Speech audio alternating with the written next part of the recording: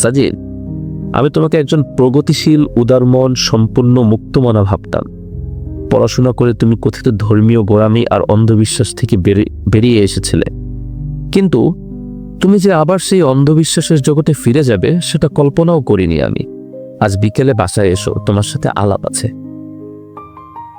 আমরা খাওয়া দাওয়া করে দুপুরের নামাজ পড়ে বিপ্লবদার সাথে দেখা করার জন্য বের হলাম। বিপ্লবদা আগে থাকতেন বনানী, এখন থাকেন কাটাবন।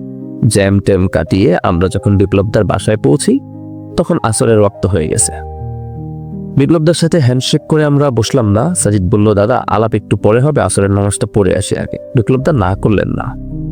আমরা বেরিয়ে গেলাম। পার্শ্ববর্তী মসজিদে আসরের নামাজ পড়ে ব্যাক করলাম ওনার বাসায়। বিপ্লবদা ইতিমধ্যেই কফি তৈরি করে রেখেছেন, খুবই উন্নত মানের কফি।